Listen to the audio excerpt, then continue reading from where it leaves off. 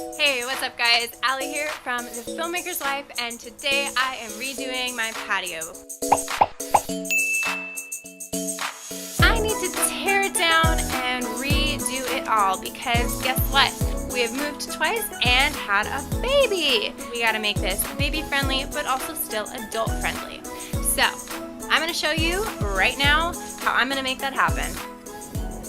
Our patio is just over 100 square feet, which is kind of like having another room in our home. I want to take full advantage of this space, and so I'm going to clear away these benches and instead lay 1x1 foam tiles on the floor. After that, we are going to hang 2 hammock chairs and a bug net. Then we're going to get a water table for Asher and add a few simple decorations. My goal is that this space is safe, simple, and relaxing. Oh my word, my wrists are going to be sore tomorrow. Those cinder blocks are so heavy. And next up, cleaning.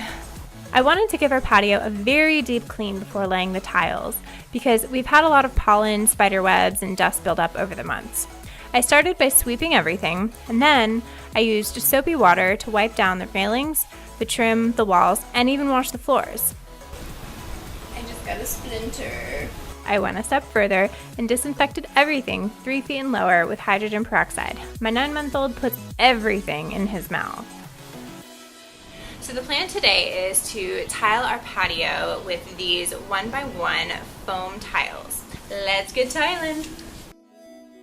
I started in one corner and worked my way out. My goal is more or less wall-to-wall flooring.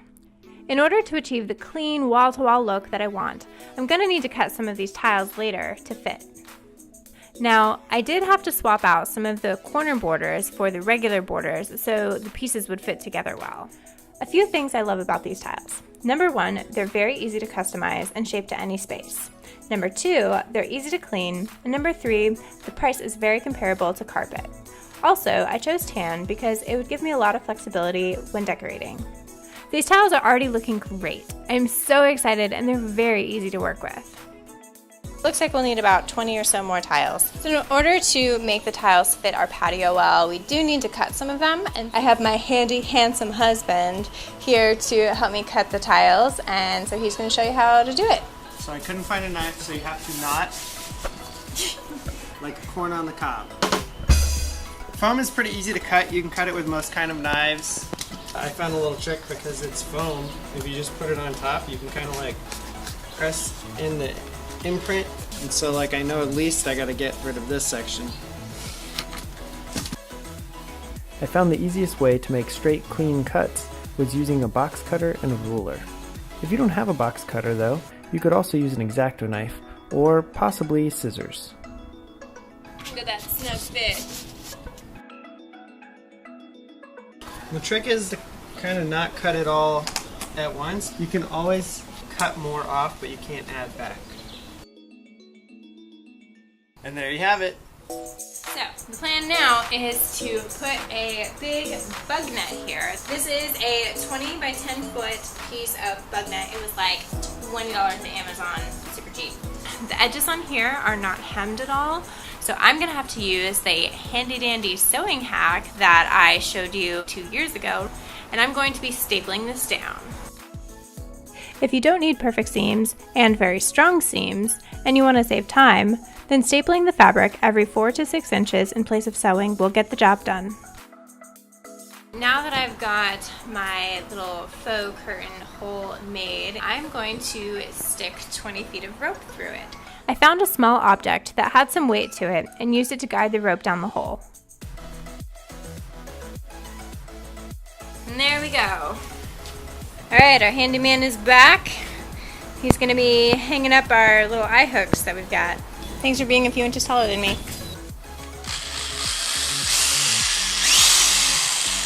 We put eye hooks in the top corners of our patio and then tied the rope to each eye hook, making sure to pull nice and tight so the curtain wouldn't sag. Hey, look at that! That's so awesome! It's been a few days and we're still waiting for our mats to come in, but in the meantime we're going to hang up our hammocks. So we had a little trial and error this morning and basically ripped a hole through the ceiling. Oops! But now we have some sturdier and stronger materials that we are going to use to hang up the hammocks with, so let me show you what they are. We have a giant hook that's weighted for 290 pounds. We have 3 feet of chain, and we have a carabiner that's weighted for 280 pounds. We've got to screw in one of these giant hooks just like this, and my hack for this is I buy an eye hook. Nice. How does that feel? Way better. So when I put this one in, I was wobbling and I was like, I don't think this is going to hold. And then I sat on it and it did not hold. Ooh la la. So what do you think? Fabulous. Pumped about it. Let's get the other one up. We finished. Our last few mats came in, as well as Asher's water table, and now our patio is complete.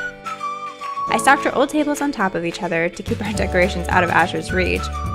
We had some extra PVC pipe, and so we put it at the bottom of the curtain to keep it from blowing around. This is definitely our new favorite family hangout spot.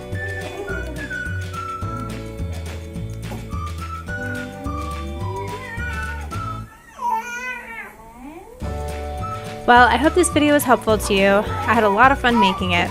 I'd love to know how you're updating your home. Let me know in the comments below. And make sure you give this video a thumbs up if you found it helpful. See you next time.